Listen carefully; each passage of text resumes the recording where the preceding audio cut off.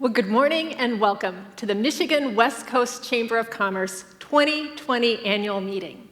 We're broadcasting live today from Engedi Church and so excited to welcome you to our first ever virtual annual meeting. Leading our organization this year for our board of directors has been Jennifer Remondino. Jennifer is with Warner Norcross Judd here in Holland. I truly appreciate Jennifer's leadership as we all have navigated change together. Let's hear from Jennifer today. Welcome, Jennifer. Thanks, Jane. Well, welcome to the 2020 annual meeting of the West Coast Chamber of Commerce. I'm Jennifer Remondino, like Jane said, the executive partner of the Holland office of Warner Norcross and Judd. It has been such an honor to serve as board chair this last year, and what a year it has been. If I think back to the annual meeting a year ago, we had some really big plans. We were celebrating being named the Michigan Chamber of the Year.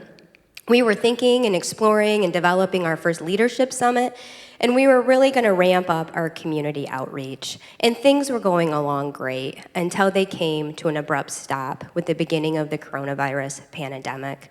So many things in our personal and professional lives have changed because of coronavirus. It has impacted all of us as we've had to pivot sharply as we keep our employees employed, our businesses operating, and our children educated. The pandemic may have changed so many things about our lives, but it hasn't changed the fact that the West Coast Chamber of Commerce is just critical to the business success of our Lakeshore community.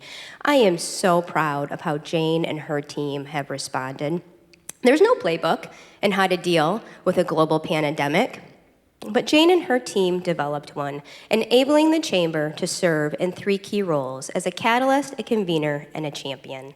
As catalyst, the chamber personally contacted all 1,200 member businesses by phone within the first 3 weeks of the pandemic to assess their needs and to provide resources. The team then developed and launched the website Coronavirus Toolkit that received more than 10,000 visits over 6 months. As a convener, the chamber swiftly moved all programming to virtual and connected members and experts and elected officials at the local, state, and federal levels. The team produced 47 virtual events that were attended by more than 3,600 people. Finally, as champion, the chamber created the Downtown Relief Fund for businesses in Holland and Zeeland adversely affected by the coronavirus. Working collaboratively, the chamber mobilized the resources of its foundation and our strategic partner, the Community Foundation of the Holland-Zeeland area. $150,000 was deployed to 25 local downtown businesses in need. Any one of these things alone would have had a tremendous impact on our community, so it's really no surprise that our chamber receives so many awards. We have again been awarded the 5-star reaccreditation from the U.S. Chamber of Commerce. Fewer than 1% of chambers nationwide receive that distinction. Jane, in January, was awarded and named as one of the top 50 most influential women in business by the Grand Rapids Business Journal.